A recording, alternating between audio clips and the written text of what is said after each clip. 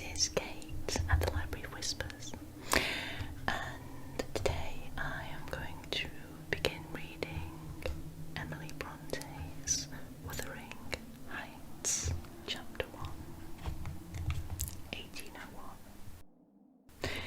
I have just returned from a visit to my landlord, the solitary neighbour that I shall be troubled with. This is certainly a beautiful country. In all England, I do not believe that I could have fixed on a situation so completely removed from the stir of society, a perfect misanthropist's heaven, and Mr. Heathcliff and I are such a suitable pair to divide the desolation between us. A capital fellow. He little imagined how my heart warmed toward him when I beheld his black eyes withdraw so suspiciously under their brows as I rode up, and when his fingers sheltered themselves with a jealous resolution still further in his waistcoat as I announced my name. Mr. Heathcliff, I said. A nod was the answer. Mr. Lockwood, your new tenant, sir. I do myself the honour of calling as soon as possible after my arrival, to express the hope that I have not inconvenienced you by my perseverance in soliciting the occupation of Thrushcross Grange. I heard yesterday you had had some thoughts. Thrushcross Grange is my own, sir, he interrupted, wincing. I should not allow anyone to inconvenience me if I could hinder it. Walk in. The walk in was uttered with closed teeth and expressed the sentiment, go to the deuce. Even the gate over which he leaned manifested no sympathising movement to the words, and I think that circumstance determined me to accept the invitation. I felt interested in a man who seemed more exaggeratedly reserved than myself. When he saw my horse's breast fairly pushing the barrier, he did put out his hand to unchain it, and then sullenly preceded me up the causeway, calling as we entered the court, "Joseph, take Mr. Lockwood's horse and bring up some wine." Here we have the whole establishment of domestics, I suppose, was the reflection suggested by this compound order. No wonder the grass grows up between the flags, and cattle are the only hedge cutters.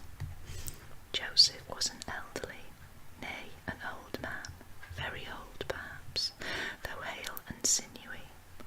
The Lord help us, he soliloquized in an undertone of peevish displeasure, while relieving me of my horse, looking, meantime, in my face so sourly that I charitably conjectured that he must have need of divine aid to digest his dinner, and his pious ejaculation had no reference to my unexpected advent.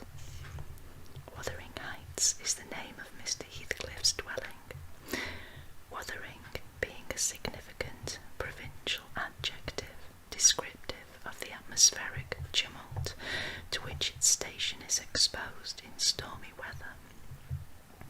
Pure, bracing ventilation they must have up there at all times, indeed. One may guess the power of the north wind blowing over the edge by the excessive slant of a few stunted firs at the end of the house, and by a range of gaunt thorns all stretching their limbs one way, as if craving alms of the sun. Happily, the architect had foresight to build it strong. The narrow windows are deeply set in the wall,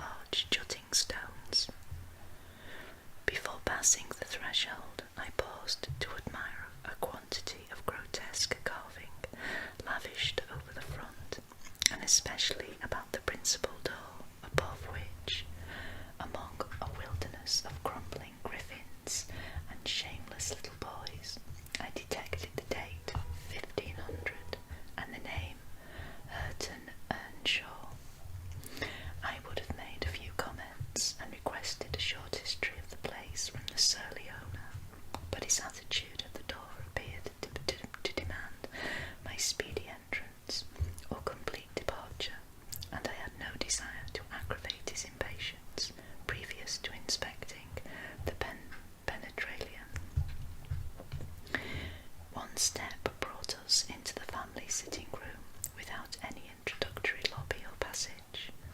They call it here the house, preeminently. It includes kitchen and parlour generally, but I believe at Wuthering Heights the kitchen is forced to retreat altogether into another quarter. At least I distinguished a clatter of tongues and a clatter of culinary utensils deep within, and I observed no signs of roasting, boiling or baking about the huge fireplace, nor any glitter of copper saucepans and tin colanders on the walls. One end indeed reflected splendidly both light and heat from ranks of immense pewter dishes, interspersed with silver jugs and tankards, towering row after row on a vast oak dresser to the very roof. The latter had never been underdrawn, its entire anatomy lay bare to an inquiring eye, except where a frame of wood, laden with oatcakes and clusters of legs of beef, mutton and ham, concealed it. Above the chimneys were sundry villainous old guns and a couple of horse pistols, and, by way of ornament, 3 gaudily painted canisters disposed along its ledge. The floor was of smooth white stone, the chairs high-backed, primitive structures, painted green, 1 or 2 heavy black ones lurking in the shade. In an arch under the dresser reposed a huge liver-coloured bitch pointer, surrounded by a swarm of squealing puppies, and other dogs haunted other recesses. The apartment and furniture would have been nothing extraordinary as belonging to a homely northern farmer, with a stubborn countenance and stalwart limbs set out to advantage in knee breeches and gaiters. Such an individual, seated in his armchair, his mug of ale frothing on the round table before him, is to be seen in any circuit of 5 or 6 miles among those hills, if you go at the right time after dinner. But Mr. Heathcliff forms a singular contrast to his abode and style of living.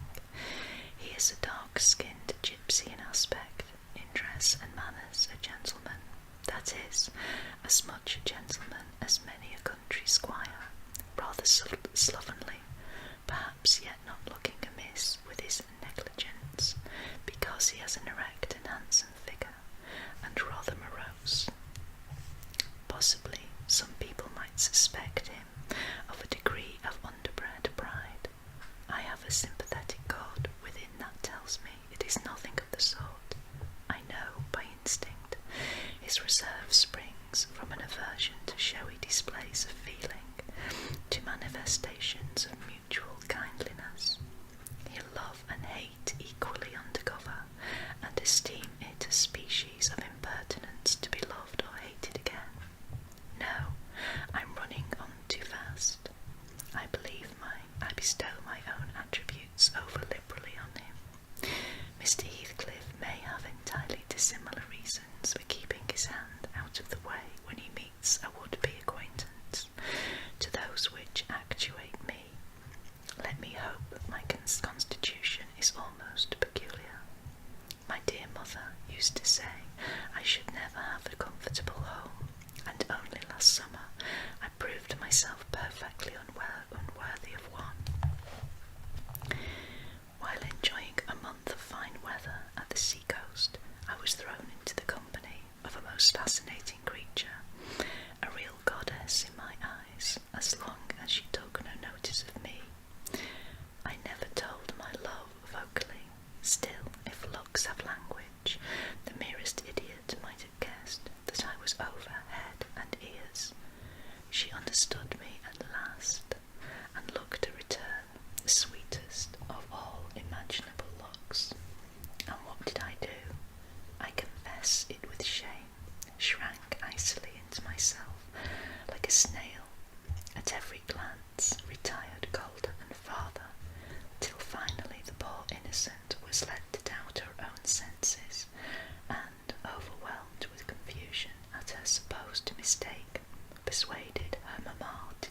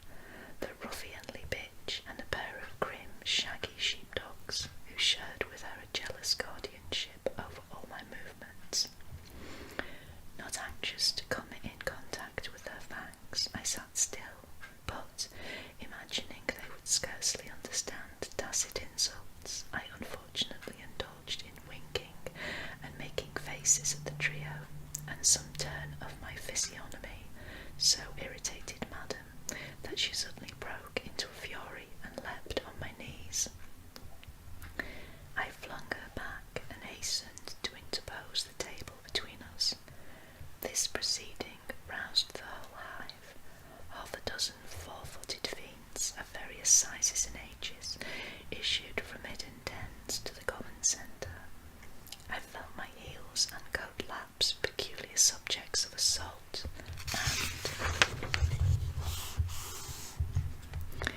parrying off the larger combatants as effectually as I could with the poker, I was constrained to demand aloud assisting from some of the household in re-establishing peace. Mr. Heathcliff and his man climbed the cellar steps with vexatious phlegm. I don't think they moved 1 second faster than usual, though the hearth was an absolute tempest of worrying and yelping. Happily, an inhabitant of the kitchen made more dispatch. A lusty dame with tucked-up gown, bare arms, and fire-flushed cheeks rushed into the midst of us, flourishing a frying pan, and used that weapon and her tongue to such purpose that the storm subsided magically, and she only remained heaving like a sea after a high wind when her master entered on the scene. "What the devil is the matter?" he asked, eyeing me in a manner that I could ill endure after this inhospitable treatment. "What the devil, indeed," I muttered. "The herd of possessed swine could have had no worse spirits in them than those animals of yours, sir. You might as well leave a stranger with a brood of tigers." "They won't meddle with persons who touch nothing," he remarked, putting the bottle before me and restoring the displaced table. "The dogs do right to be vigilant. Take a glass of wine." "No, thank you. Not bitten, are you? If I had been, I would have set my signet on the biter." Heathcliff's countenance relaxed into a grin. "Come, come," he said, "you are flurried, Mr. Lockwood. Here, take a little wine. Guests are so exceedingly rare in this house that I and my dogs, I am willing to own, hardly know how to receive them. Your health, sir." I bowed and returned to the pledge, beginning to perceive that it would be foolish to sit sulking for the misbehaviour of a pack of curs. Besides, I felt loath to yield the fellow further amusement at my expense, since humour took that turn. He, probably swayed by prudential consideration of the folly of offending a good tenant, relaxed a little in the laconic style of chipping off his pronouns and auxiliary verbs, and introduced what he supposed would be a subject of interest to me, a discourse on the advantages and disadvantages of my present place of retirement. I found him very intelligent on the topics we touched, and before I went home I was encouraged so far as to volunteer another visit tomorrow. He evidently wished no repetition of my intrusion. I shall go, notwithstanding. It is astonishing how sociable I feel myself compared with him.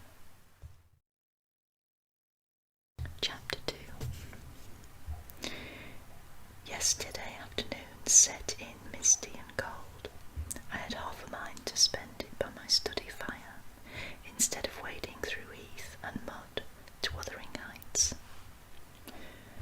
On coming up from dinner, however, N.B., I dined between 12 and 1 o'clock. The housekeeper, a matronly lady, taken as a fixture along with this house, could not or would not comprehend my request that I might be served at 5. On mounting the stairs with this lazy intention, and stepping into the room, I saw a servant girl on her knees, surrounded by brushes and coal scuttles, and raising an infernal dust as she extinguished the flames with heaps of cinders. This spectacle drove me back immediately. I took my hat, and after a 4 miles walk, arrived at Heathcliff's garden gate, just in time to escape the first feathery flakes of a snow shower. On that bleak hilltop, the earth was hard with a black frost, and the air made me shiver through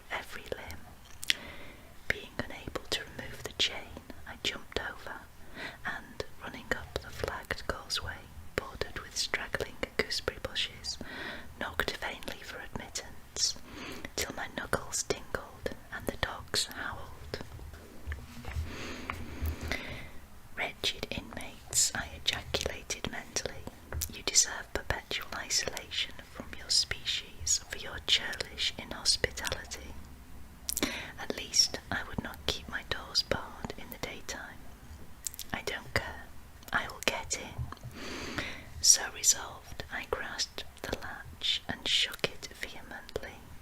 Vinegar-faced Joseph projected his head from a round window of the barn. "What are you for?" he shouted. "Master's down in Fould. Go round by the end of the lathe if you want to speak to him." "Is there nobody inside to open the door?" I hallooed responsively. "There's not but Missus, and she'll not open ye and make ye flaysome deal still neat." "Why, cannot you tell her who I am, Joseph?" "No, na me. I'll hae ye end wit," muttered the head, vanishing. The snow began to drive thickly. I seized the handle to essay another trial, when a young man without coat and shouldering a pitchfork appeared in a yard behind. He hailed me to follow him, and after marching through a wash-house and a paved area containing a coal shed, pump, and pigeon cote, we at length arrived in the huge, warm, cheerful apartment where I was formerly received. It glowed delightfully in the radiance of an immense fire, compounded of coal, peat, and wood, and near the table laid for a plentiful evening meal. I was pleased to observe the Missus, an individual whose existence I had never previously expected. I bowed and waited, thinking she would bid me to take a seat. She looked at me, leaning back in her chair, and remained motionless and mute. "Rough weather," I remarked. "I'm afraid, Mrs. Heathcliff, the door must bear the consequence of your servants' leisure attendance. I had hard work to make them hear me." She never opened her mouth. I stirred. She stirred also. At any rate, she kept her eyes on me in a cool, regardless manner, exceedingly embarrassing and disagreeable. "Sit down," said the young man gruffly. "He'll be in soon." I obeyed, and hemmed and called the villain Juno, who designed, at the second interview, to move the extreme tip of her tail in token of owning my acquaintance. "A beautiful animal," I commenced again. "Do you intend parting with the little ones, madam?"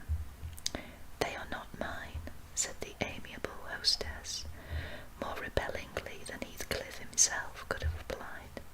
"Ah, your favourites are among these," I continued, turning to an obscure cushion full of something like a cat's.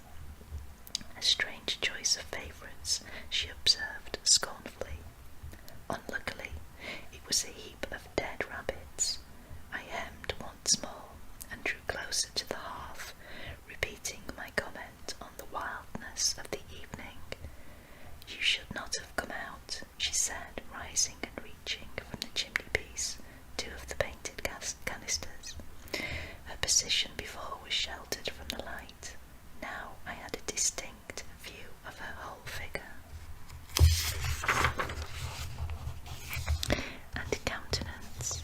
She was slender and apparently scarcely past girlhood, an admirable form, and the most exquisite little face that I have ever had the pleasure of beholding. Small features, very fair, flaxen ringlets, or rather golden, hanging loose on her delicate neck, and eyes, had they been agreeable in expression, they would have been irresistible. Fortunately for my susceptible heart, the only sentiment they evinced hovered between scorn and a kind of desperation, singularly unnatural to be detected there. The canisters were almost out of her reach. I made a motion to aid her. She turned upon me as a miser might turn if anyone attempted to assist him in counting his gold. "I don't want your help," she snapped. "I can get them for myself." "I beg your pardon," I hastened to reply. "Were you asked to tea?" she demanded, tying an apron over her neat black frock and standing with a spoonful of the leaf poised over the pot. "I shall be glad to have a cup," I answered. "Were you asked?" she repeated. "No," I said, half smiling. "You are the proper person to ask me. She flung the tea back, spoon and all, and resumed her chair in a pet, her forehead corrugated and her red underlip pushed out like a child's ready to cry. Meanwhile, the young man had slung on to his person a decidedly shabby upper garment, and erecting himself before the blaze, looked down on me from the corner of his eyes, for all the world as if there was some mortal feud unavenged between us. I began to doubt whether he were a servant or not. His dress and speech were both rude, entirely devoid of the superiority observable in Mr. and Mrs. Heathcliff. His thick brown curls were rough and uncultivated, his whiskers encroached bearishly over his cheeks, and his hands were embrowned like those of a common labourer. Still his bearing was free, almost haughty, and he showed none of a domestic's assiduity in attending on the lady of the house. In the absence of clear proofs of his condition, I deemed it best to abstain from noticing his curious conduct, and 5 minutes afterwards the entrance of Heathcliff relieved me, in some measure, from my uncomfortable state. "You see, sir, I am come according to promise," I exclaimed, assuming the cheerful, "and I fear I shall be weather-bound for half an hour, if you can afford me shelter during that space."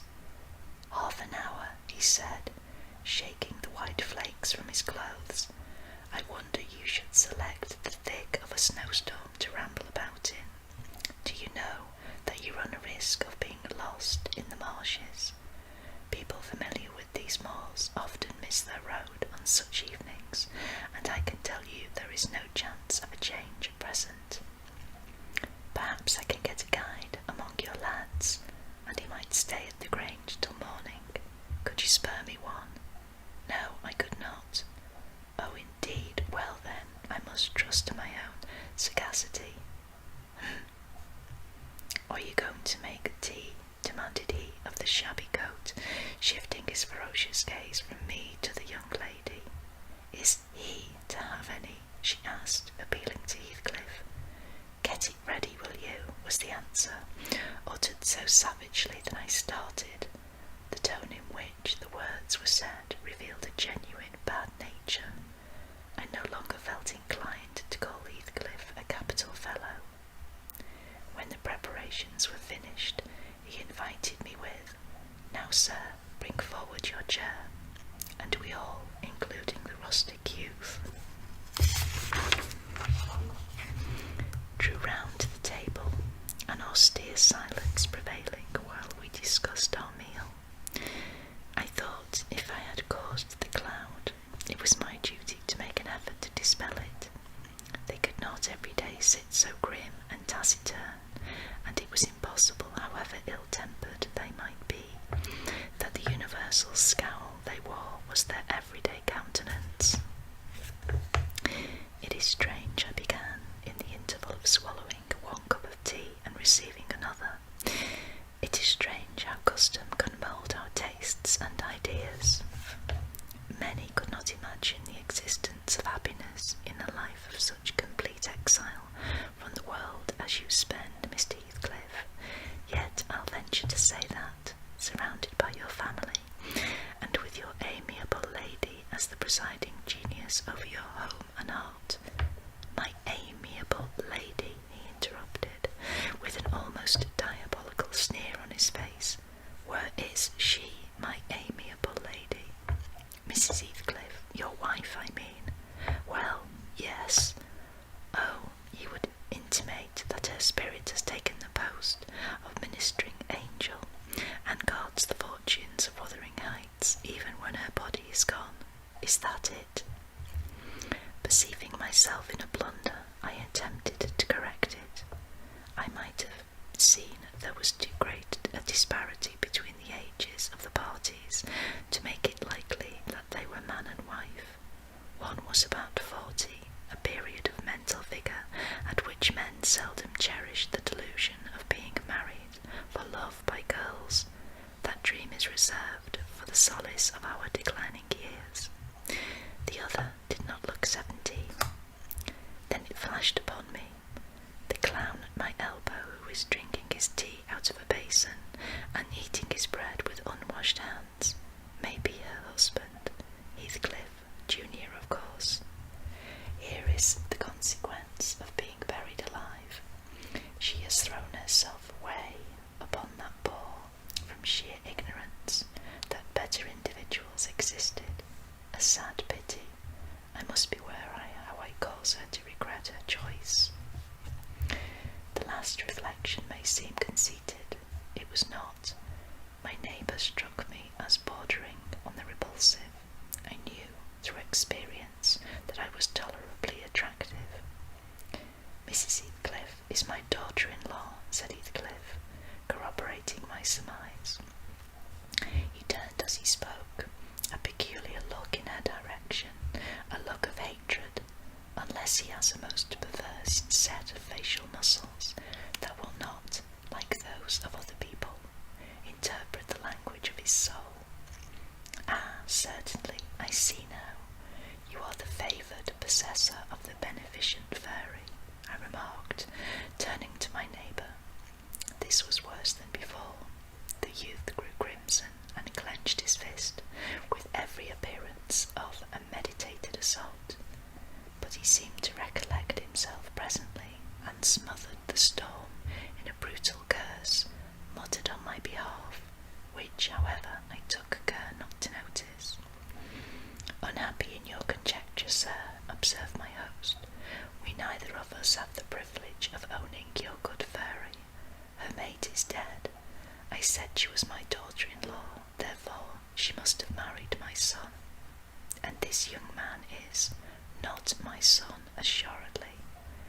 Heathcliff smiled again, as if it were rather too bold a jest to attribute the paternity of that bird to him.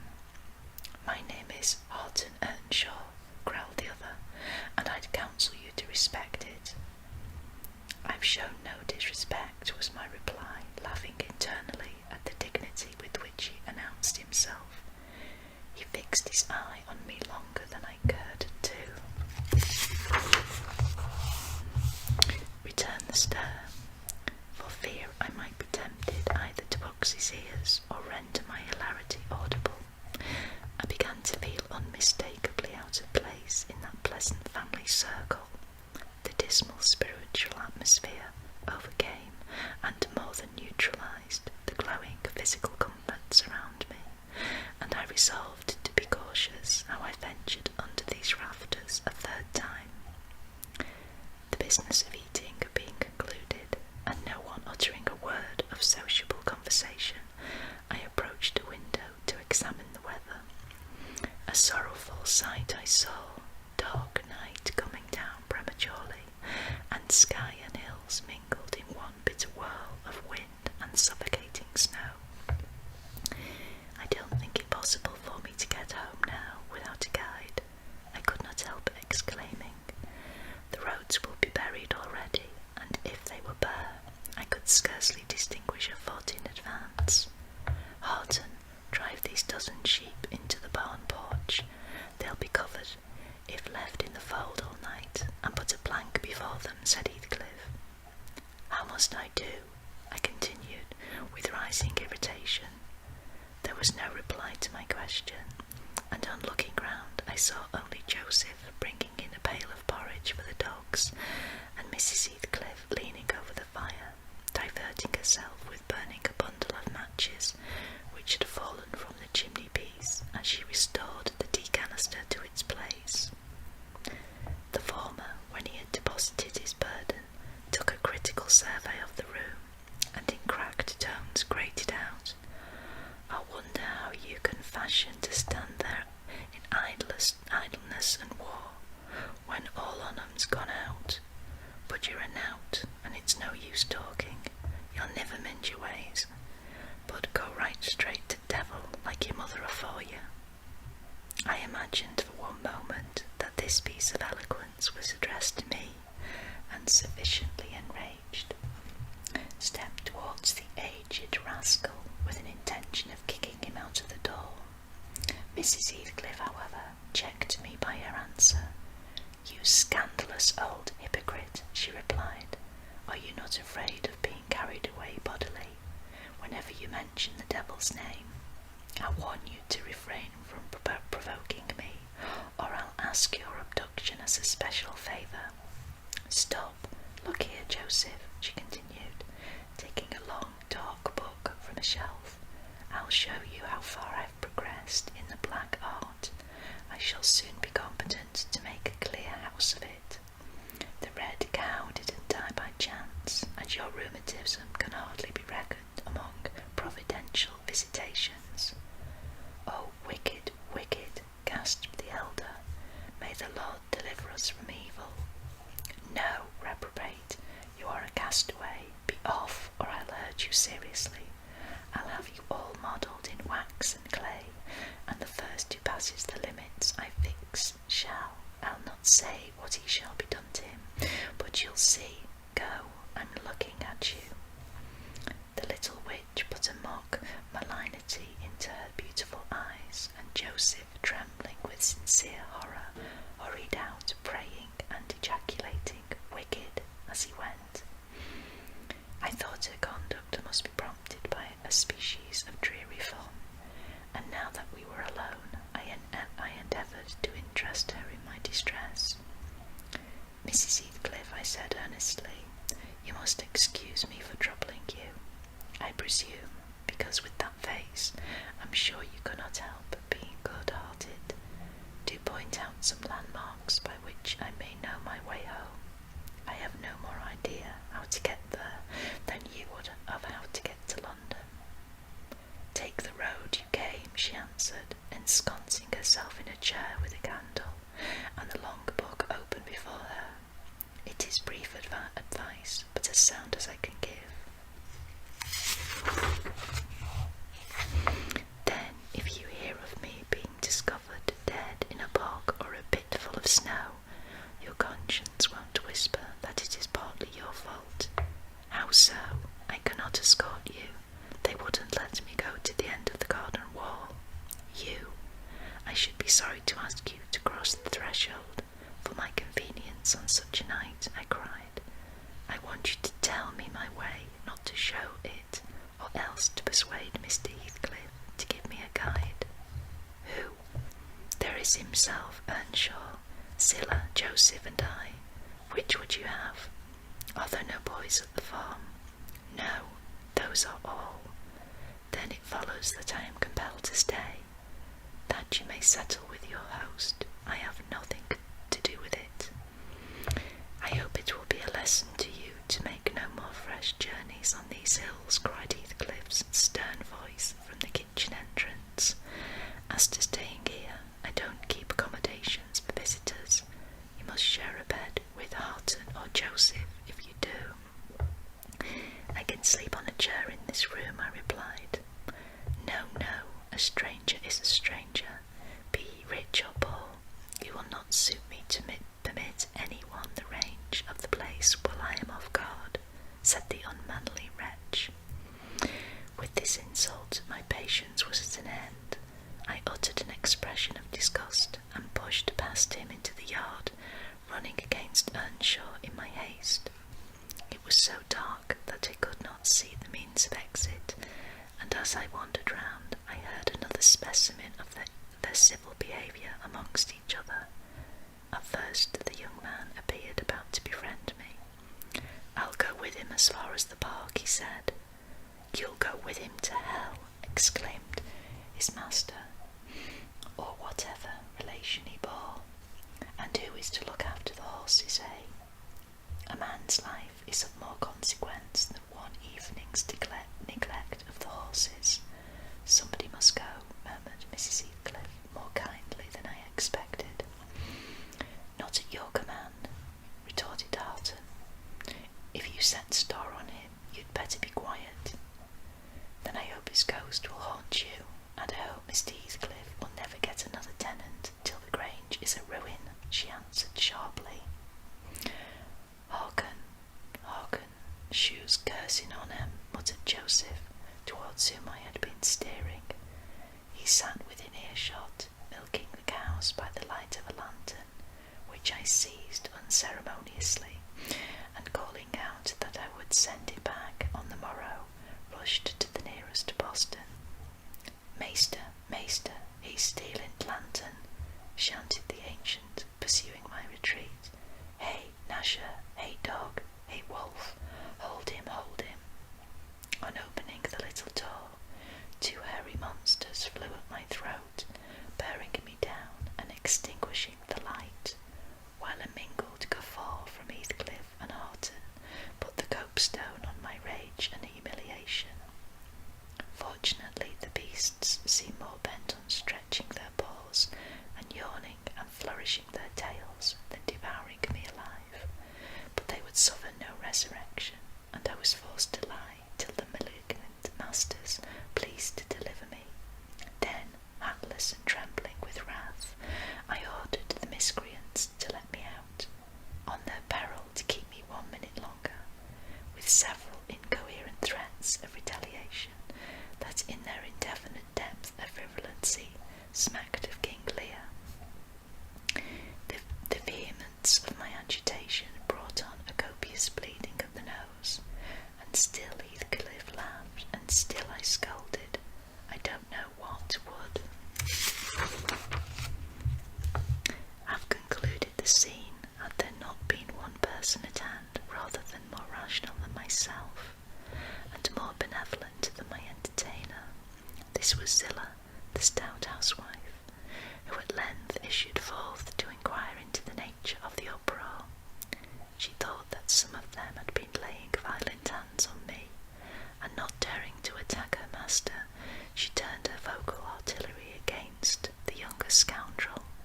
"Well, Mr. Earnshaw," she cried, "I wonder what you'll have again next. Are you going to murder folk on our very doorstones? I see this house will never do for me. Look at the poor lad, he's fur choking. Wisht, you must go on so. Come in and I'll cure that. There now, hold ye still." With these words she suddenly splashed a pint of icy water down my neck and pulled me into the kitchen. Mr. Heathcliff followed, his accidental merriment expiring quickly in his habitual moroseness. I was sick exceedingly, and dizzy and faint, and thus compelled perforce to accept lodgings under his roof. He told Zilla to give me a glass of brandy, and then passed on to the inner room, while she condoled with me on my sorry predicament, and having obeyed his orders, whereby I was somewhat revived, ushered me to bed. Chapter 3. While leading the way upstairs, she recommended that I should hide the candle and not make a noise, for her master had an odd notion about the chamber she would put me in, and never let anybody lodge there willingly. I asked the reason. She did not know. She answered she had only lived there a year or two, and they had so many queer goings-on she could not begin to be curious. Too stupefied to be curious myself, I fastened my door and glanced round for the bed.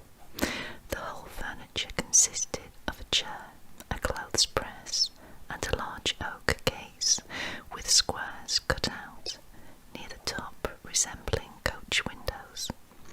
Having approached this structure, I looked inside and perceived it to be a singular sort of old-fashioned couch, very conveniently designed to obviate the necessity for every member of the family having a room to himself. In fact, it formed a little closet, and the ledge of a window which it enclosed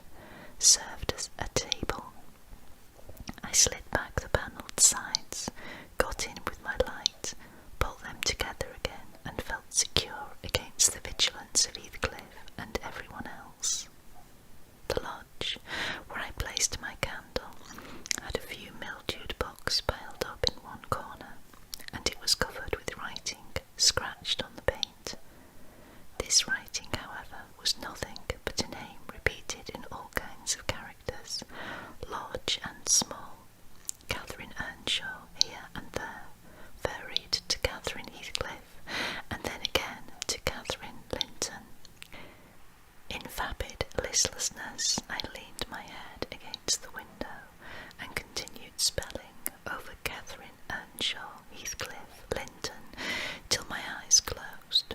But they had not rested for 5 minutes when a glare of white letters started from the dark as vivid as spectres.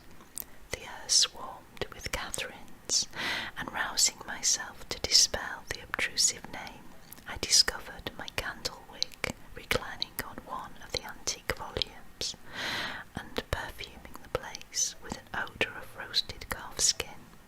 I snuffed it off, and very ill at ease under the influence of cold and lingering nausea, sat up and spread open the injured tome on my knee. It was a testament, in lean type and smelling dreadfully musty. A fly-leaf bore the inscription, Catherine Earnshaw, her book, and a date some quarter of a century back. I shut it and took up another and another, till I had examined all. Catherine's library was select, and its state of dilapidation proved it to have been well used, though not altogether for a legitimate purpose. Scarcely one chapter had escaped a pen and ink commentary, at least the appearance of one, covering every morsel of blank that the printer had left. Some were detached sentences, other parts took the form of a regular diary, scrawled in an unformed childish hand. At the top of an extra page, quite a treasure, probably, when first lighted on, I was greatly amused to behold an excellent caricature of my friend Joseph, rudely yet powerfully sketched. An immediate interest kindled within me for the unknown Catherine, and I began forthwith to decipher her faded hieroglyphics. An awful Sunday, commented the paragraph beneath. I wish my father were back again. Hindley is a detestable substitute. His conduct to Heathcliff is atrocious. H and I are going to rebel. We took our initiatory step this evening. All day had been flooding with rain. We could not go to church, so Joseph must needs get up a congregation in the garret, and while Hindley and his wife basked downstairs before a comfortable fire, doing anything but reading their Bibles, I'll answer for it, Heathcliff, myself, and the unhappy ploughboy were commanded to take our prayer books and mount. We were ranged in a row on a sack of corn, groaning and shivering, and hoping that Joseph would shiver too, so that he might give us a short homily for his own sake. A vain idea. The service lasted precisely 3 hours, and yet my brother had the face to exclaim, when he saw us descending, "What, done already?" On Sunday evenings we used to be permitted to play, if we did not make so much noise. Now a mere titter is sufficient to send us into corners. "You forget you have a master here," says the tyrant. "I'll demolish the first who puts me out of temper. I insist on perfect sobriety and silence. Oh boy, was that you? Francis, darling, pull his hair as you go by." I heard him snap his fingers. Francis pulled his hair heartily, and then went and seated herself on her husband's knee, and there they were, like 2 babies, kissing and talking nonsense by the hour. Foolish palaver, that we should be ashamed of. We made ourselves as snug as our means allowed us in the arch of the dresser. I had just fastened our pinafores together, and hung them up for a curtain, when in comes Joseph on an errand from the stables. He tears down my handiwork, boxes my ears, and croaks, "To Maister Nobbut just buried, and Sabbath no odd, and sounded a gospel in your lugs, and your Derby lakin. Shame on you. Sit you down, ill childer. There's good books enough if you'll read 'em. Sit you down and think of your souls." Saying this, square our positions, that we might receive from the far-off fire a dull ray to show us the text of the lumber he thrust upon us. I could not bear the employment. I took my dingy volume by the scroop and hurled it into the dog kennel, vowing I hated a good book. Heathcliff kicked his to the same place. Then there was a hubbub. "Maester Hindley," shouted our chaplain. "Maester, come hither. Miss Cathy's riven the back of the helmet of salvation, and Heathcliff's paused his fit into the first part of the broad way to destruction. It's fair flaysome that you let him go on this gate. Heck, the old man was a laced him properly, but he's gone." Hindley hurried up from his paradise on the hearth, and seizing one of us by the collar and the other by the arm, hurled both into the back kitchen, where Joseph asseverated our Nick would fetch us ashore as we were living, and so comforted we each saw a separate nook to await his advent. I reached this book and a pot of ink from the shelf, and pushed the house door ajar to give me light, and I have got the time on with writing for 20 minutes, but my companion is impatient and proposes that we should appropriate the dairywoman's cloak and have a scamper on the moors under its shelter.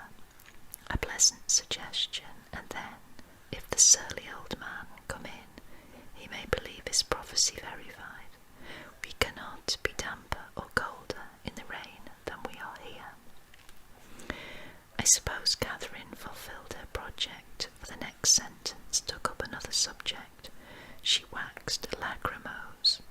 "How little did I dream that Hindley would ever make me cry so," she wrote.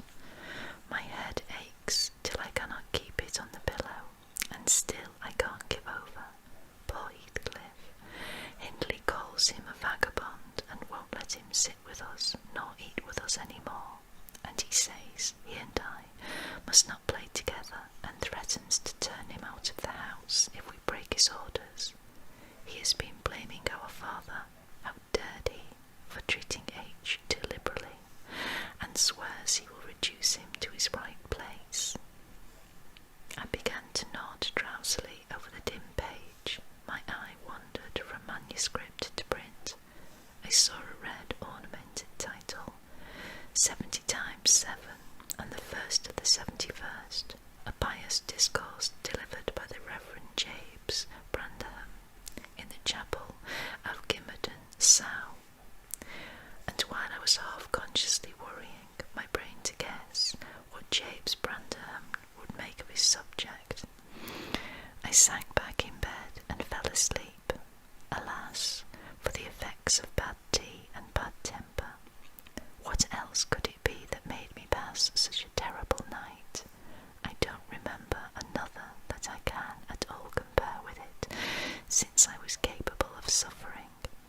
I began to dream almost before I ceased to be sensible of my locality.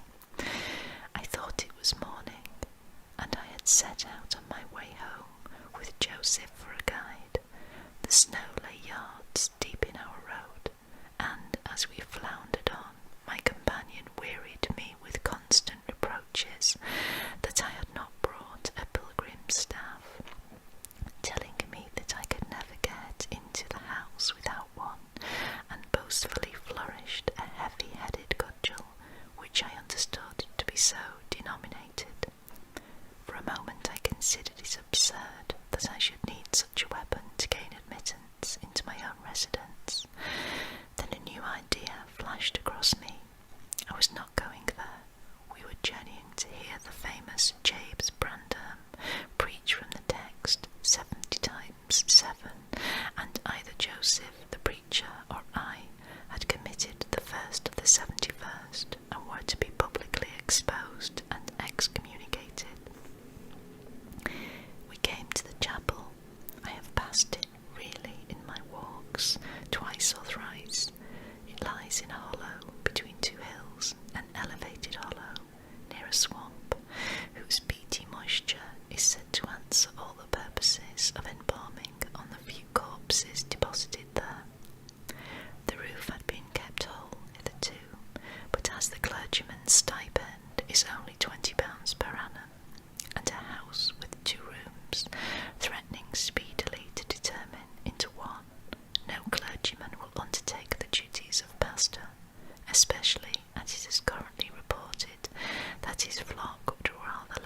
starve than increase the living by 1 penny from their own pockets.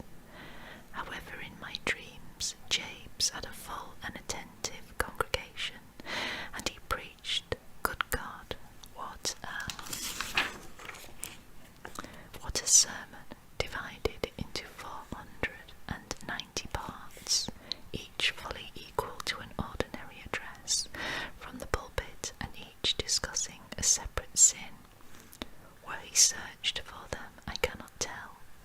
He had his private manner of interpreting the phrase, and it seemed necessary the brother should sin different sins on every occasion.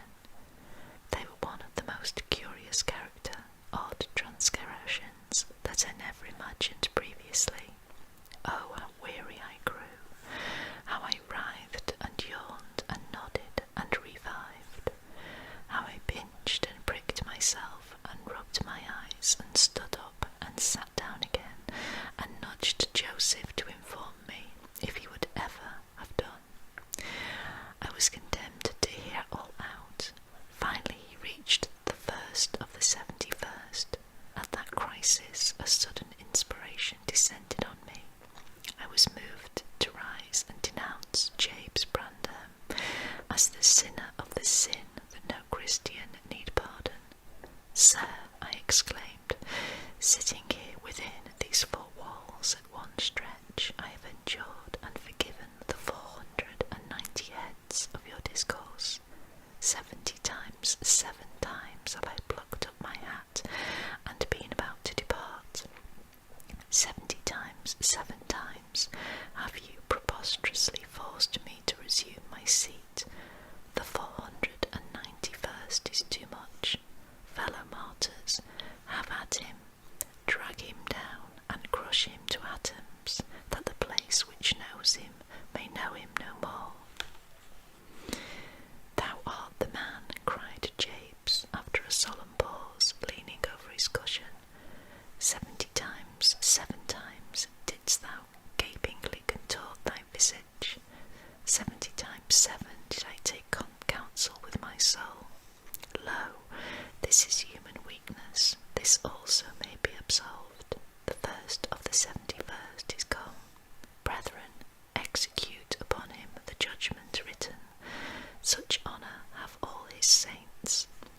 With that concluding word, the whole assembly, exulting their pilgrim staves, rushed round me in a body, and I, having no weapon to raise in self-defence, commenced grappling with Joseph, my nearest and most ferocious assailant, for his.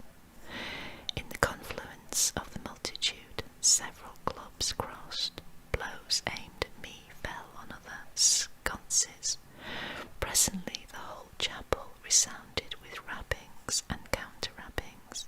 Every man's hand was against his neighbour, and Brandham, unwilling to remain idle, poured forth his zeal in a shower of loud taps on the boards of the pulpit, which responded so smartly that at last, to my unspeakable relief, they woke me. And what was it that had suggested the tremendous tumult? What had played James's part in the row? Merely the branch of a fir tree that touched my lattice as the blast wailed by and rattled its dry cones against the panes. I listened doubtingly an instant, detected the disturber, then turned and dozed, and dreamed again, if possible still more disagreeably than before. This time I remembered I was lying in that oak closet, and I heard distinctly the gusty wind and the driving of the snow. I heard also the fir bough repeat its teasing sound, and ascribed it to the right cause, but it annoyed me so much that I resolved to silence it, if possible, and I thought I rose and endeavoured to unhasp the casement. The hook was soldered into the staple, a circumstance observed by me when awake, but forgotten. I must stop it, nevertheless. I muttered, knocking my knuckles through the glass and stretching an arm out to seize the importunate branch. In instead of which my fingers closed on the fingers of a little ice-cold hand. The intense horror of nightmare came over me. I tried to draw back my arm, but the hand clung to it, and a most melancholy voice sobbed, "Let me in, let me in." "Who are you?" I asked, struggling. Meanwhile, to disengage myself, "Catherine Linton," it replied shiveringly. Why did I think of Linton? I had read Earnshaw 20 times for Linton. "I'm come home. I'd lost my way on the moor." As it spoke, I discerned obscurely a child's face looking through the window. Terror made me cruel, and finding it useless to attempt shaking the creature off, I pulled its wrist onto the broken pane and rubbed it to and fro till the blood ran down and soaked the bedclothes. Still it wailed, "Let me in," and maintained its tenacious gripe, almost maddening me with fear. "How can I said at length. "Let me go, if you want me to let you in." The fingers relaxed.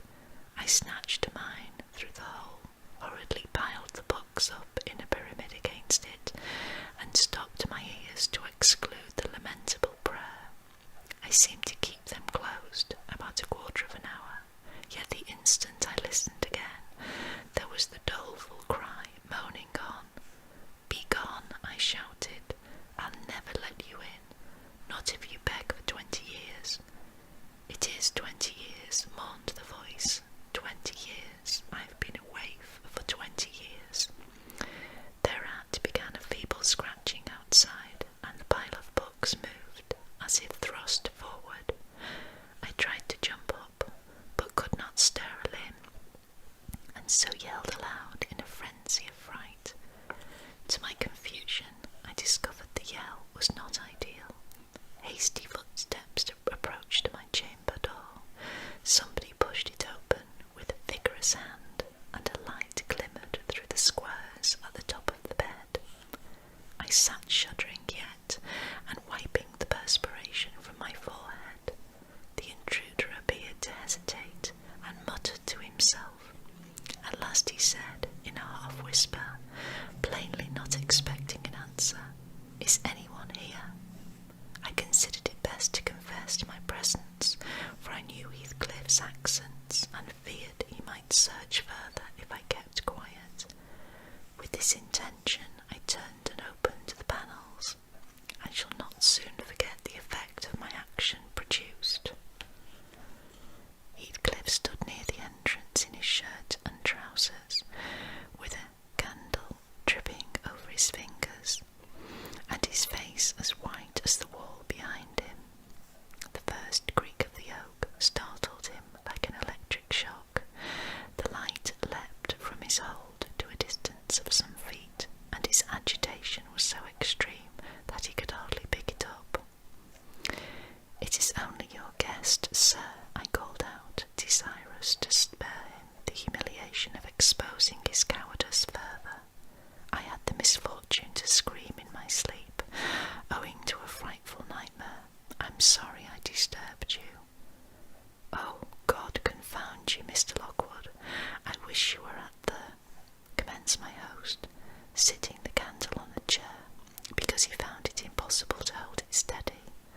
"And who showed you up to this room?" he continued, crushing his nails into his palms and grinding his teeth to subdue the maxillary convulsions. "Who was it? I've a good mind to turn them out of the house this moment." "It was your servant, Zilla," I replied, flinging myself onto the floor and rapidly resuming my garments. "I should not care if you did, Mr. Heathcliff. She richly deserves it. I suppose that she wanted to get another proof that the place was haunted at my expense. Well, it is, swarming with ghosts and goblins. You have reason in shutting it up, I assure you. No one will thank you for a doze in such a den." "What do you mean?" asked Heathcliff, "and what are you doing? Lie down and finish out the night." it, since you are here. But for heaven's sake, don't repeat that horrid noise. Nothing could excuse it, unless you were having your throat cut. If the little fiend had got in at the window, she probably would have strangled me, I returned. I'm not going to endure the persecutions of your hospitable ancestors again. Was not the Reverend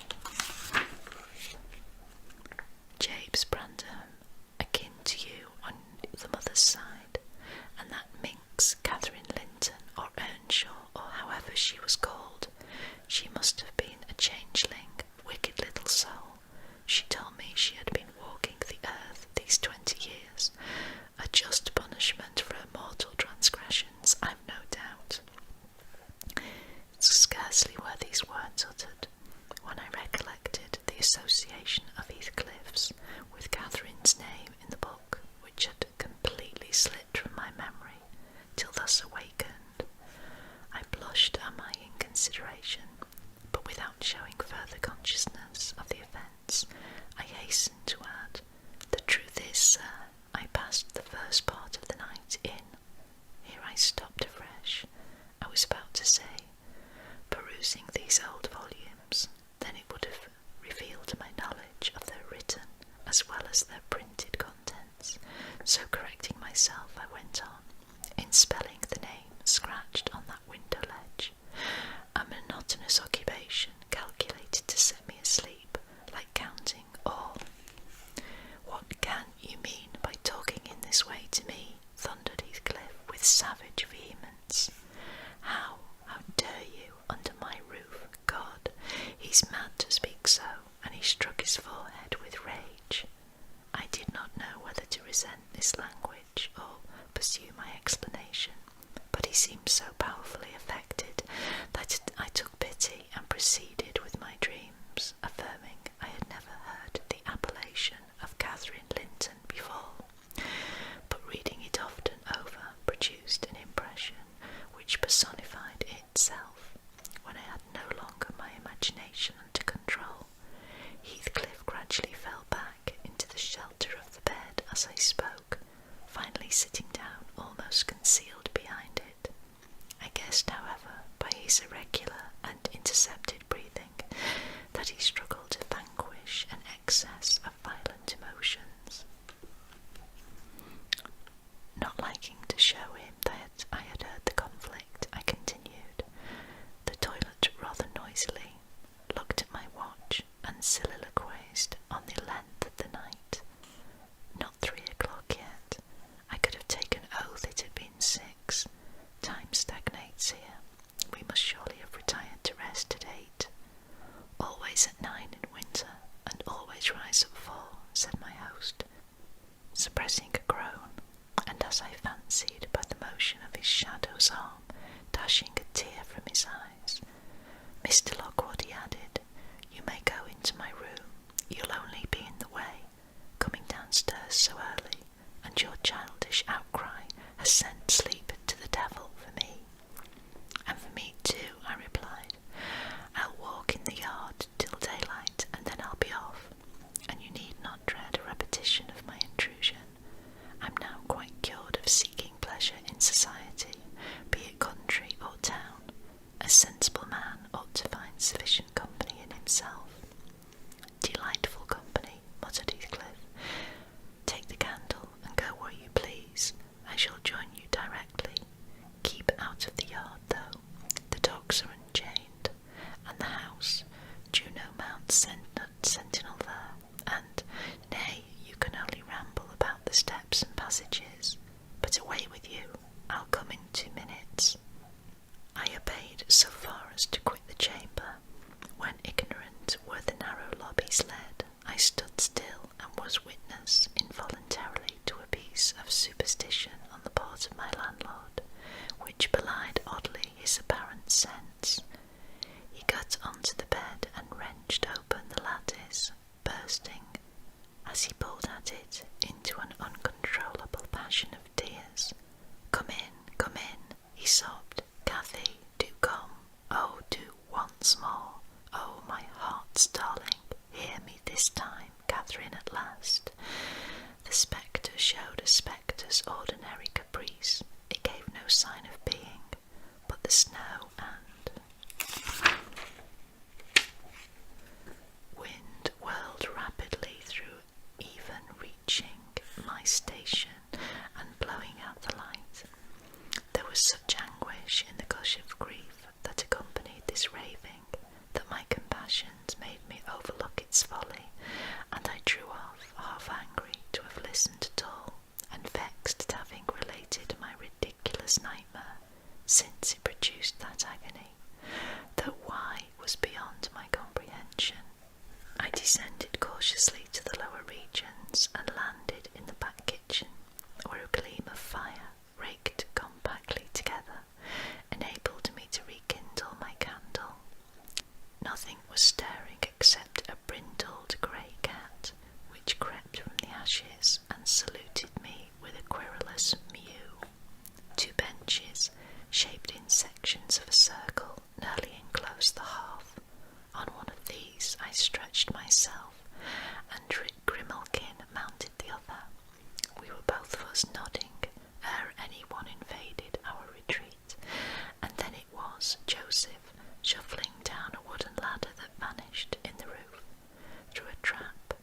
The ascent to his garret, I suppose. He cast a sinister look at the little flame which I had enticed to play between the ribs, swept the cat from its elevation, and bestowing himself in the vacancy, commenced the operation of stuffing a 3-inch pipe with tobacco. My presence in his sanctum was evidently esteemed a piece of impudence, too shameful for remark. He silently applied the tube to his lips, folded his arms, and puffed away. I let him enjoy the luxury, unannoyed, and after sucking out his last wreath, and heaving a profound sigh, he got up and departed as solemnly as he came.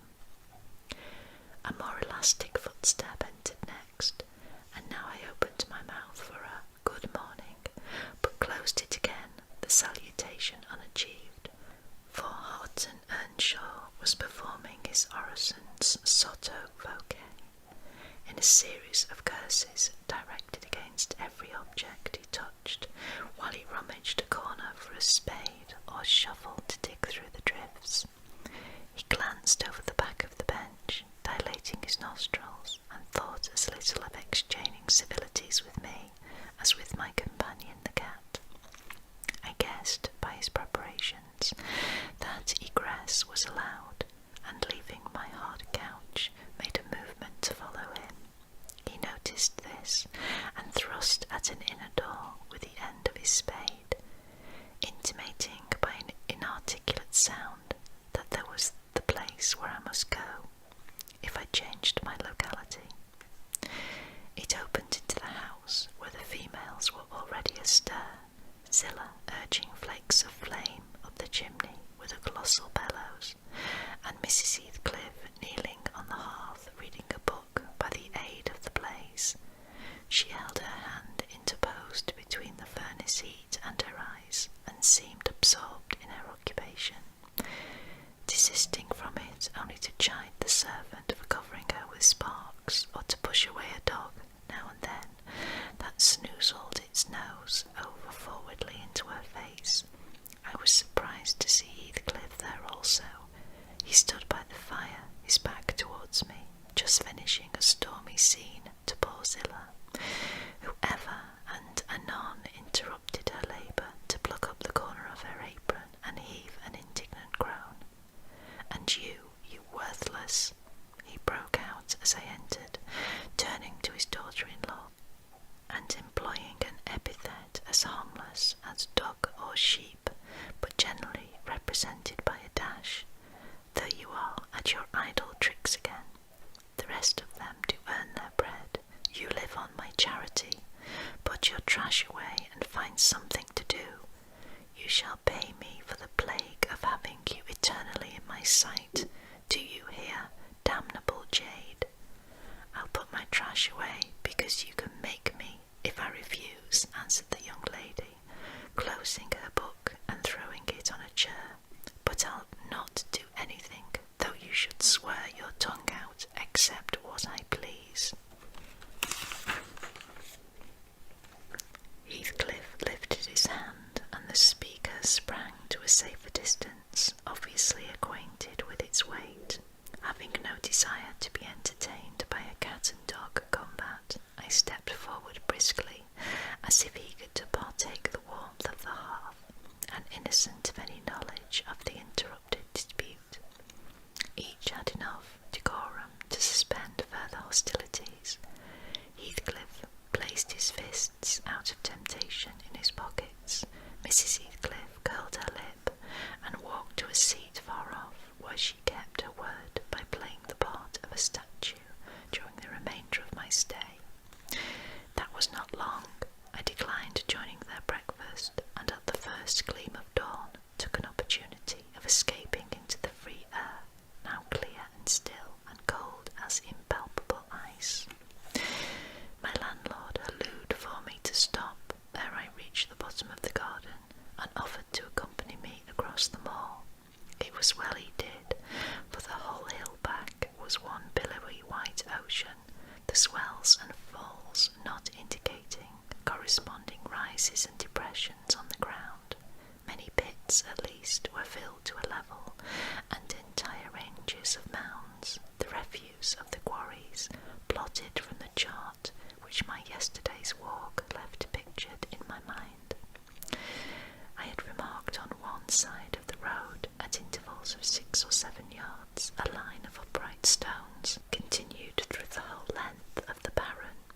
These were erected and daubed with lime, on purpose to serve as guides in the dark, and also when a fall like the present confounded the deep swamps on either hand with a firmer path, but, excepting a dirty dot pointing up here and there, all traces of their existence had vanished, and my companion found it necessary to warn me frequently to steer to the right or left when I imagined I was following correctly the windings of the road.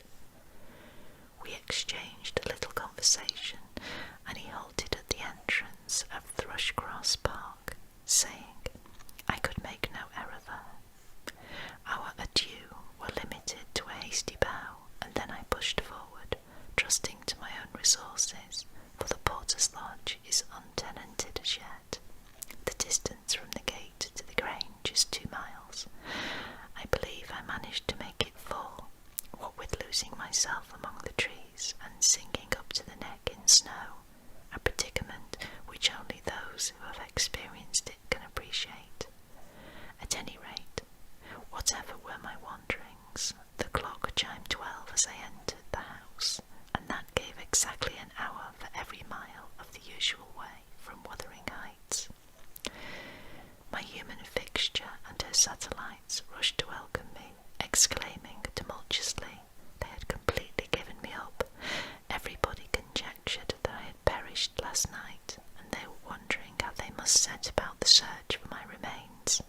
I bid them to be quiet, now that they saw me return, and benumbed to my very heart, I dragged upstairs, whence, after putting on dry clothes and pacing to and fro 30 or 40 minutes to restore the animal heat, I am adjourned to my study, feeble as a kitten, almost too much so to enjoy the cheerful fire and smoking coffee which the servant has prepared for my refreshment. Chapter 4. What vain weathercocks we are! I, who had determined to hold myself independent of all social intercourse, and thanked my stars that at length I had lighted on a spot where it was next to impracticable.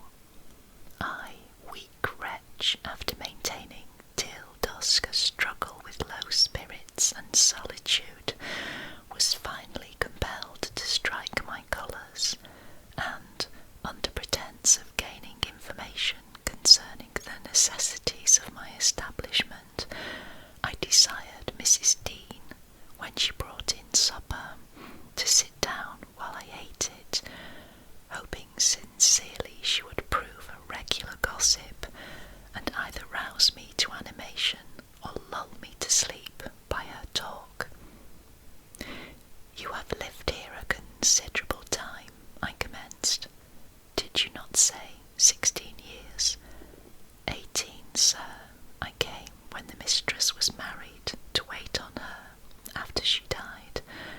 the master retained me for his housekeeper.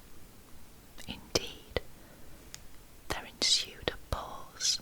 She was not a gossip, I feared, unless about her own affairs, and those could hardly interest me.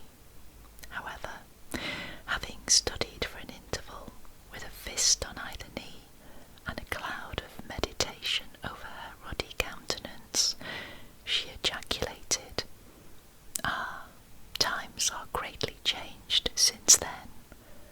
"Yes," I remarked, "you've seen a good many alterations, I suppose."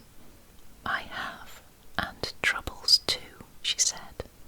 "Oh, I'll turn the talk on my landlord's family," I thought to myself. "A good subject to start. And that pretty girl widow. I should like to know her history, whether she be a native of the country, or, as is more probable, an exotic that the surly indigeni will not recognise for kin." With this intention, I asked Mrs. Dean why Heathcliff let Thrushcross Grange, and preferred living in his situation and residence so much inferior. "Is he not rich enough to keep the estate in good order?" I inquired. "Rich, sir," she returned. "He has nobody knows what money, and every year it increases. Yes, he's rich enough to live in a finer house than this, but he's very near, close-handed, and if he had meant to flit to Thrushcross Grange as soon as he heard of a good tenant, he could not have borne to miss the chance of getting a few hundreds more. It is strange people should be so greedy when they are alone in the world. He had a son, it seems. Yes, he had one. He is dead. And that young lady, Mrs. Heathcliff, is his widow. Yes. Where did she come from originally? Well, sir, she is my late master's daughter. Catherine Linton was her maiden name. I nursed her, poor thing. I did wish Mr. Heathcliff would remove here, and then we might have been together again." "What, Catherine Linton?" I exclaimed, astonished. But a minute's reflection convinced me it was not my ghostly Catherine. "Then," I continued, "my predecessor's name was Linton." "It was. And who is that Earnshaw?" "Horton Earnshaw, who lives with Mr. Heathcliff. Are they relations?" "No, he is the late Mrs. Linton's nephew." "The young lady's cousin, then?" "Yes, and her husband was her cousin also, one on the mother's, the other on the father's side. Heathcliff married Mr. Linton's sister." "I see the house at Wuthering Heights has Earnshaw carved over the front door. Are they an old family?" "Very old, sir, and Horton is the last of them, as our Miss Cathy is of us. I mean, of the Lintons. Have you been to Wuthering Heights? I beg pardon for asking, but I should like to hear how she is." "Mrs. Heathcliff. She looked very well, and very handsome, yet I think not very happy." "Oh dear, I don't wonder. And how did you like the master?" "A rough fellow, rather, Mrs. Dean. Is not that his character? Rough as a sore edge, and hard as whinstone. The less you meddle with him, the better. He must have had some ups and downs in life to make him such a churl. Do you know anything of his history?" "It's a cuckoo's, sir. I know all about it, except where he was born, and who were his parents, and how he got his money, at first, and Horton has been cast out like an unfledged dunnock. The unfortunate lad is the only one in all this parish that does not guess how he has been cheated,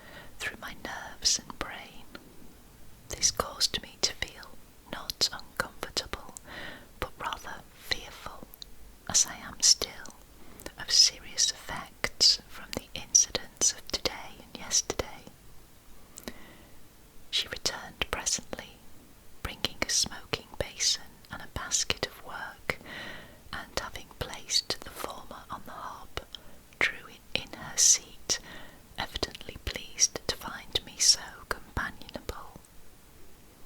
"Before I came to live here," she commenced, waiting no further invitation to her story, "I was almost always at Wuthering Heights, because my mother had nursed Mr. Hindley Earnshaw, that was Hurton's father, and I got used to playing with the children. I ran errands too, and helped to make hay, and hung about the farm, ready for anything that anybody would set me to.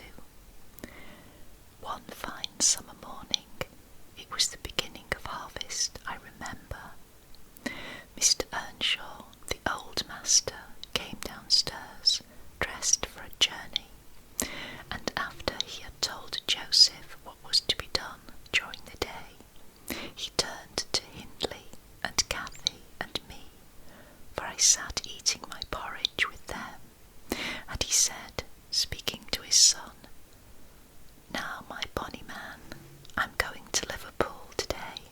What shall I bring you? You may choose what you like, only let it be little, for I shall walk there and back, 60 miles each way. That is a long spell." Hindley named a fiddle, and then he asked Miss Cathy. She was hardly 6 years old, but she could ride any horse in the stable, and she chose a whip. He did not forget me, for he had a kind heart, though he was rather severe sometimes. He promised to bring me a pocket full of apples and pears, and then he kissed his children goodbye and set off. It seemed a long while to us all, the 3 days of his absence, and often did little Cathy ask when he would be home, Mrs. Earnshaw expecting him by supper time on the 3rd evening, and she put the meal off hour after hour. There were no signs of his coming, however, and at last the children got tired of running down to the gate to look. Then it grew dark. She would have had them to bed, but they begged sadly to be allowed to stay up, and just about 11 o'clock the door latch was raised quietly, and in stepped the master. He threw himself into a chair, laughing and groaning, and bid them all stand off, for he was nearly killed. He would not have such another walk for the 3 kingdoms.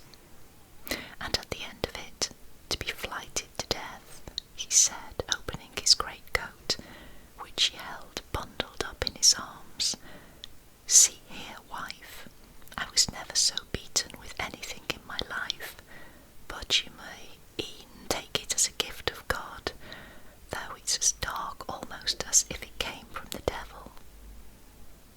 We crowded round, and over Miss Cathy's head I had a peep at a dirty, ragged, black-haired child, big enough both to walk and talk.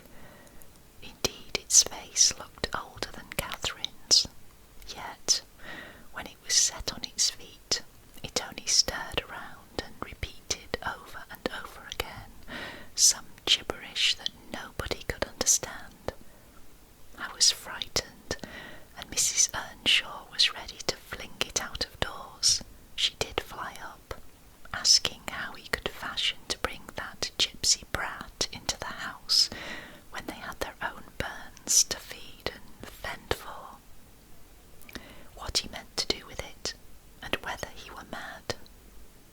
The master tried to explain the matter, but he was really half dead with fatigue, and all that I could make out amongst her scolding was a tale of his seeing it starving and houseless, and as good as dumb in the streets of Liverpool, where he picked it up and inquired for its owner.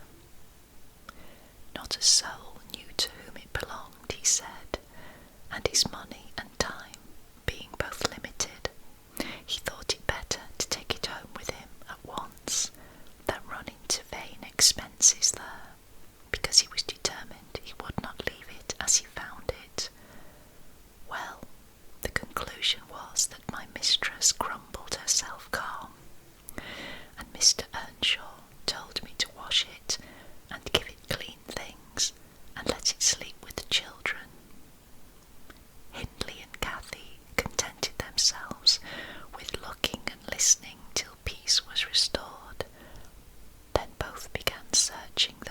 lovers' pockets for the presents he had promised them. The former was a boy of 14, but when he drew out what had been a fiddle crushed to morsels in the greatcoat, he blubbered aloud, and Cathy, when she learned the master had lost her whip in attending on the stranger, showed her humour by grinning and spitting at the stupid little thing, earning for her pains a sound blow from her father to teach her cleaner manners. They entirely refused to have it in bed with them, or even in their room, and I had no more sense, so I put it on the landing of the stairs, hoping it might be gone on the morrow. By chance, or else attracted by hearing his voice, it crept to Mr. Earnshaw's door, and there he found it on quitting his chamber. Inquiries were made as to how it got there. I was obliged to confess, and in recompense for my cowardice and inhumanity was sent out of the house. This was Heathcliff's first introduction to the family. On coming back a few days afterwards, for I did not consider my banishment perpetual, I found they had christened him Heathcliff. It was the name of a son who died in childhood, and it has served him ever since, both for Christian and surname.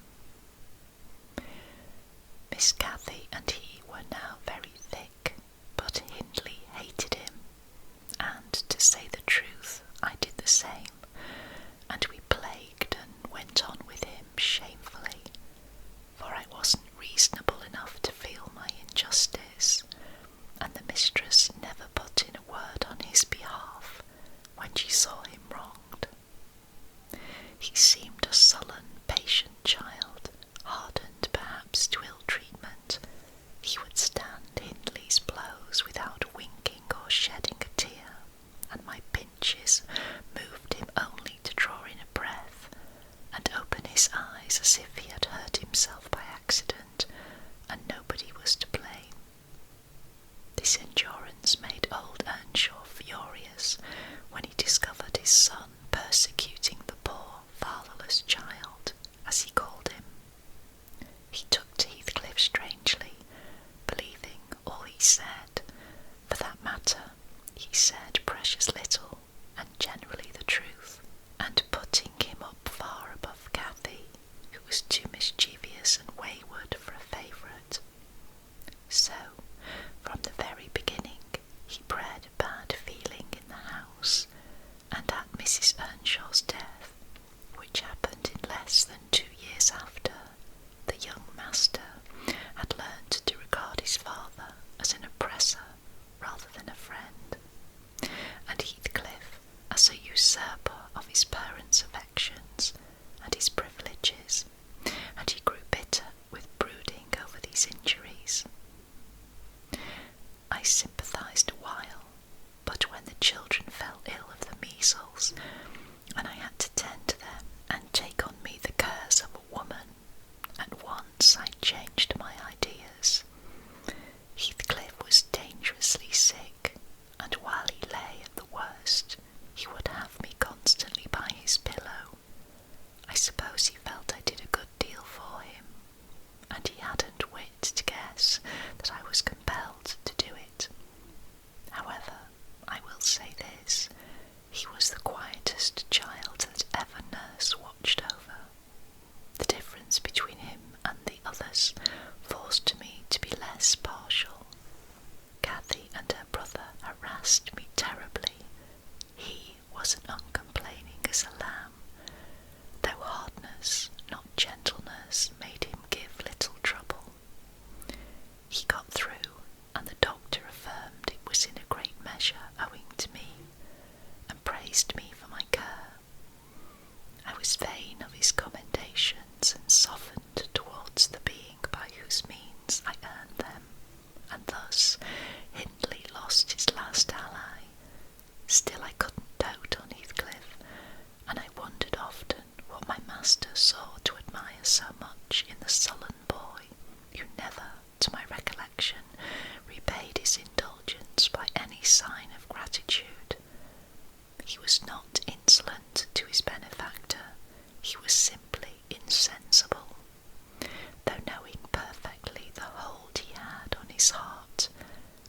anxious, he had only to speak and all the house would be obliged to bend to his wishes. As an instance, I remember Mr. Earnshaw once bought a couple of colts at the parish fair, and gave the lads each one. Heathcliff took the handsomest, but it soon fell lame, and when he discovered it, he said to Hindley, "You must exchange horses with me. I don't like mine, and if you won't, I shall tell your father of the 3 thrashings you've given me this week, and show him my arm which is black to the shoulder." Hindley put out his tongue and cuffed him over the ears. "You'd better do it at once," he persisted, escaping to the porch. They were in the stable. "You will have to, and if I speak of these blows, you'll get them again, with interest." "Off, dog," cried Hindley, threatening him with an iron weight used for weighing potatoes and hay. "Throw it," he replied, standing still, "and then I'll tell how you boasted that you would turn me out of doors as soon as he died, and see whether he will not turn you out directly."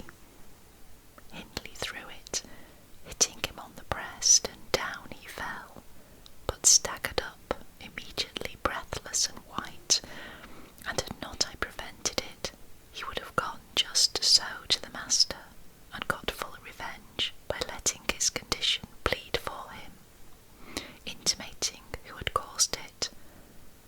"Take my colt gypsy, then," said young Earnshaw, "and I pray that he may break your neck. Take him and be damned, you beggarly interloper, and wheedle my father out of all he has. Only afterwards show him what you are, imp of Satan, and take that. I hope he'll kick out your brains." Heathcliff had gone to loose the beast, and shifted to his own stall.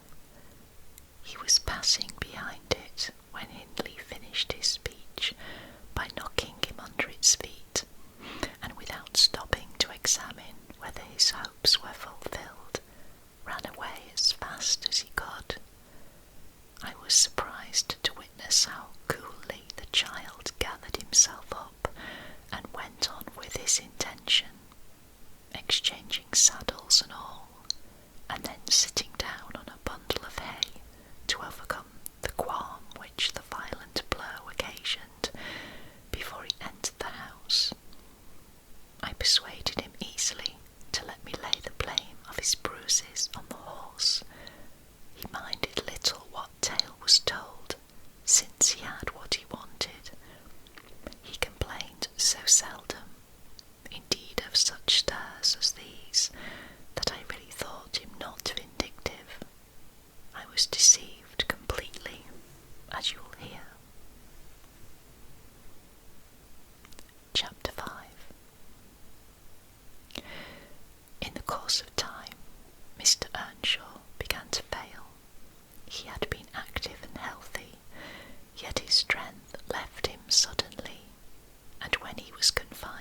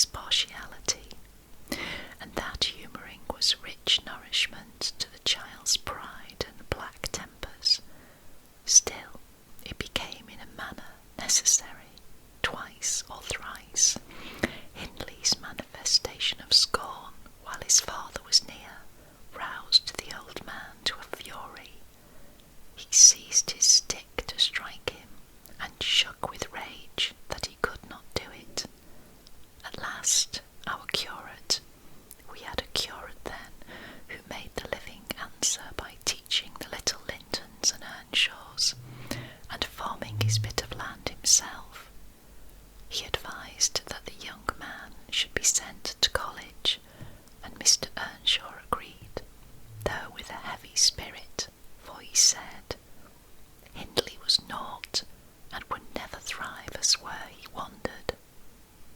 I hoped heartily we should have peace now. It hurt me to think the master should be made uncomfortable by his own good deed. I fancied the discontent of age and disease arose from his family disagreements, as he would have it that it did. Really, you know, sir, it was in his sinking frame. We might have got on tolerably, notwithstanding, but for two people, Miss Cathy and Joseph the servant. You saw him, I dare say, up yonder. He was, and is yet, most likely, the wearisomest, self-righteous Pharisee that ever ransacked a Bible, to rake the promises to himself, and fling the curses on his neighbours. By his knack of sermonising and pious discoursing, he contrived to make a great impression on Mr. Earnshaw, and the more feeble the master became, the more influence he gained. He was relentless in worrying him about his soul's concerns, and about ruling his children rigidly. He encouraged him to regard Hindley as a reprobate, and night after night he regularly grumbled out a long string of tales against Heathcliff and Catherine, always minding to flatter Earnshaw's weakness by heaping the heaviest blame on the last. Certainly, she had her ways with her such as I never saw a child take up before, and she put all of us past our patience 50 times and oftener in a day. From the hour she came downstairs till the hour she went to bed, we had not a minute's security that she wouldn't be in mischief. Her spirits were always at high water mark, her tongue always going, singing, laughing, and plaguing everybody who would not do the same. A wild wick slip she was, but she had the bonniest eye and sweetest smile, and lightest foot in the parish, and after all I believe she meant no harm, for when once she made you cry in good earnest, it seldom happened that she would not keep your company, and oblige you to be quiet, that you might comfort her. She was much too fond of Heathcliff. The greatest punishment we could invent for her was to keep her separate from him, yet she got chided more than any of us on his account. In play she liked exceedingly to act the little mistress, using her hands freely, and commanding her companions. She did so to me, but I would not bear slapping and ordering, and so I let her know. Now Mr. Earnshaw did not understand jokes from his children. He had always been strict and grave with them, and Catherine, on her part, had no idea why her father should be crosser and less patient in his ailing condition than he was in his prime. His peevish reproofs wakened in her a naughty delight to provoke him. She was never so happy as when we were all scolding her at once, and she defying us with her bold, saucy look and her ready words, turning Joseph's religious curses into ridicule, baiting me, and doing just what her father hated most, showing how her pretended insolence, which he thought real, had more power over Heathcliff than his kindness.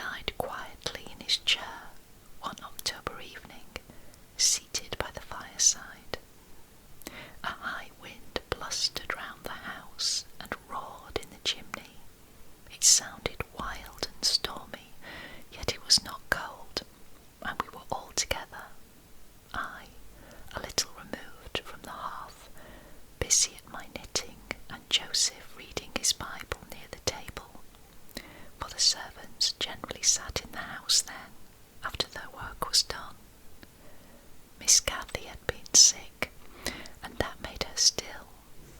She leant against her father's knee, and Heathcliff was lying on the floor with his head in her lap. I remember the master, before he fell into a doze, stroking her bonny hair.